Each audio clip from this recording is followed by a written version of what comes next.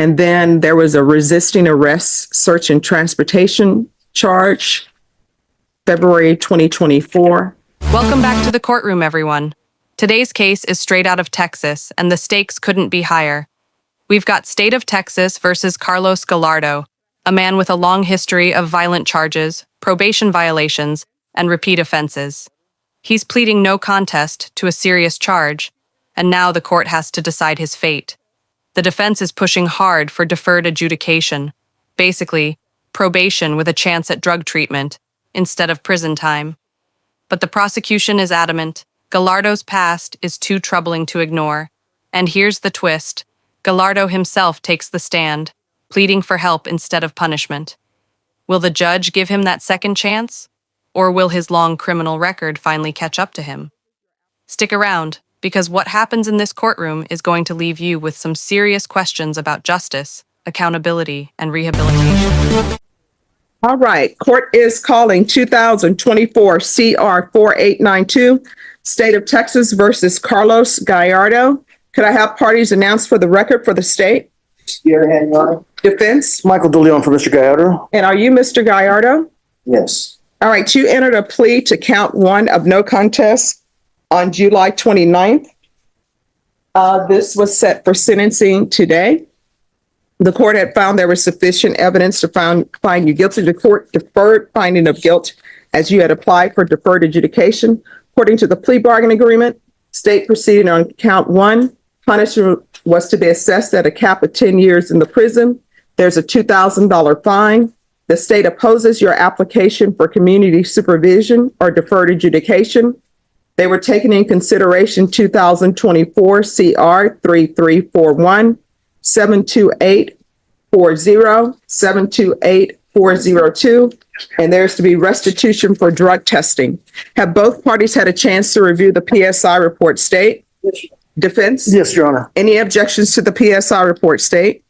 Defense? I think they misspelled Mr. Gallardo's name a few times, but otherwise, nothing factual, Judge. All right. Does anyone have any witnesses, state? No. Defense? No witnesses, Your Honor. All right. State, you are opposed. Why are you opposed? Also,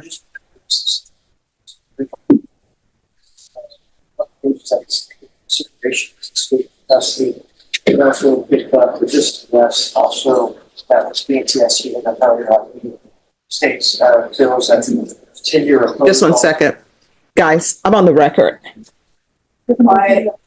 Okay, sure. All right, you may continue. Judge, you just had extensive history. Peter was waived in this case to plea negotiations for the state believes that a 10-year sentence is appropriate. All right, defense. Judge, Your Honor, Mr. Gallardo does have a criminal history in his past, but the problem with Mr. Gallardo is in the past, he's constantly never gotten drug treatment. He's gone to prison before for similar deals, but the thing is that he, as the PSI states, he does want to have drug treatment. He wants to get help. We can send him to prison today, Judge, and that's just kicking the can down the road. We need to get him, especially since he's motivated to get treatment.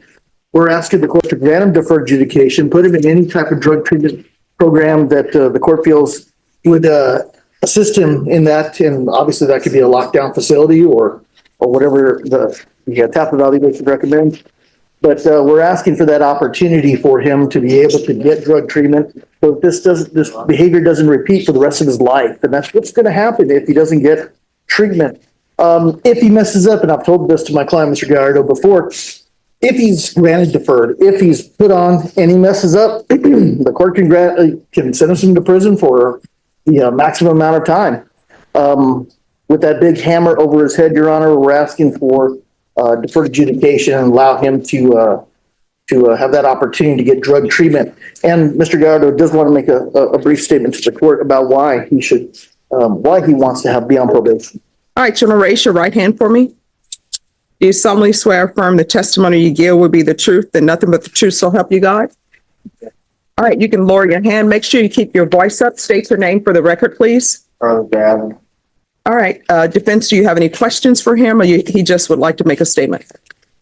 My one question for you, Mr. Gallardo, is tell the court why you feel like if you're placed on probation, why you could be successful, why you want to be on probation.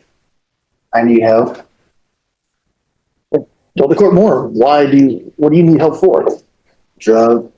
Always, I use, when I would use drugs, I used it like as it was, Ritalin, to cope with, basically with life. You're talking about like self-medicating? Yes. Okay. And how long you been doing that? I started since last year. Okay. And do you feel like if you got drug treatment for that would help? Yes. Absolutely. Anything else you want to tell the court before the court decides what your sentence should be? Yes, I just need help and continue my life, try to better myself than what I was doing before. Nothing further, Your Honor. State, any questions? Yes, so you were convicted of assault on a family second here in Bear County, is that correct? You had an assault family violence case Yes. where you're convicted. You received actually deferred adjudications of 7 years back to 2007. This is where the case gets brutally real. The state isn't just opposing probation, they're dismantling Gallardo's plea for help by dragging out his past convictions one by one. Assault on a family member, aggravated assault with a weapon, probation revoked multiple times. It's a rap sheet that reads more like a pattern than a mistake. And the defense's argument that he simply needs drug treatment suddenly feels weaker under the weight of this history. Here's the real dilemma. Should the justice system keep giving chances to someone who repeatedly fails probation, or is prison the only way to protect the public? What do you think? Does Gallardo deserve another shot at rehabilitation, or has he run out of second chances? Of 7 years back to 2017 at first. So you were on probation for that case, is that correct? Yes. And actually, before that, you have probation out of Medina County for aggravated assault on a family with a weapon. Yes. And you were revoked off of that probation also. You received probation for that and you were revoked off that. I don't remember.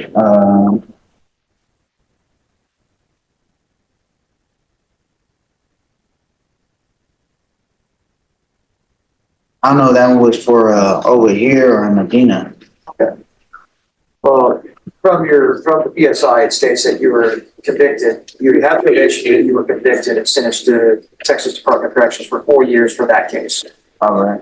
Okay. And then also the assault, family violence here in Bear County, you were given probation, deferred actually, but then you were revoked very close to that date of the previous one in Medina County and sentenced to 6 years in the Texas Department of Corrections. Is that correct? I don't remember, that far back about, my past or that stuff, I had, forgot about a long time ago, probably. Thank you. Go for the question. All right. So, Mr. Gallardo, the court has reviewed the PSI report, and the PSI report shows your criminal history. I'm not even going to consider your juvenile history because sometimes people are young, they do foolish things. But you were given probation for possession of marijuana April 3rd, 2007, and you ended up being revoked. Now, I am assuming that when you're given probation, if you have a drug problem, alcohol problem, mental health problem, they will give you conditions to address that. Then in December 2007, you were given deferred adjudication for assault, bodily injury, married. Then in April, I'm going to discount the April 2016 offenses because they were dismissed because you were convicted of something else. And then there was a resisting arrest, search and transportation charge, February 2024, that was taken in consideration. Then when we get to the felony cases, April 24, 2016, you had an assault family second and you were given deferred adjudication. I'm assuming It's 2016. People know when people need drug treatment, mental health treatment, they offered you that. And what ended up happening is you were revoked on that. So that means that you did not successfully complete it. Then you have this incident offense. This is just in Bexar County. Then out of county, in Medina, from 2008, you have another assault, bodily injury family. Then you have an attempted resisting arrest, search, or transportation. Then in 2009, you have an aggravated assault, dating, family, household with weapon. You were given probation on that and you were revoked. So I don't think you're a good candidate for probation. So I'm not going to grant your application. I'm going to find you guilty. Does anyone wish to speak to the cap? State questions. Judge would request something more reasonable, like 5 years. All right. Court is finding you guilty. The court will give you credit for any time served. I'll request the Therapeutic Community Mental Health Unit for you. Take in consideration 2024 CR 3341, County Court 14, cause number 728-402. 728-402. There's a $2,000 fine, time and money to run concurrent, restitution of $121 to SAPD for drug testing, and I'm going to assess your punishment at 10 years in the prison. Did you review the document entitled Trial Court Certification of Defendant's Rights to Appeal with your attorney? Did you understand it and sign it? Because this is a plea bargain agreement, because I followed your plea bargain agreement, and because you waived your right to appeal, you do not have the court's permission to appeal. Because this is a felony conviction, you're not allowed to own or possess any weapons or ammunition. If you have a question over what a weapon or ammunition is, you'll need to speak to an attorney. Do you understand? Yes. All right, we can go off the record. Mr. Gallardo, here's the thing. If you come back in the state of Texas with another criminal charge that is a felony, one or two things are going to end up happening. Either you're going to be tagged as a habitual, which means your minimum sentence will be 25, depending on the alleged offense. If it is a state jail felony, maybe you're looking at 2 to 20 years. It all depends. If you want to spend the rest of your life in prison, you can. Guess what? People talk about, oh, the Bexar County jail is overcrowded. Oh, the Texas prisons are overcrowded. Guess what? They can always find money to build another jail, and they can always find room to put you in a cell. And then you can file whatever human rights violation you think are being violated. You can file that. But they're not going to let you go because the jail is overcrowded. They're going to find a place for you, even if it's standing or sleeping in the hallway. You understand? Maybe. All right. Good luck to you. And there it is. The gavel comes down. The judge denies Gallardo's request for probation and hits him with a 10-year prison sentence, plus fines and restitution.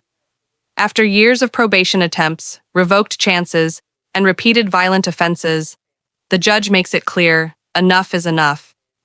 What's especially striking is the warning at the end. If Gallardo reoffends again, he could face 25 years or more as a habitual offender. This case highlights a core tension in the justice system.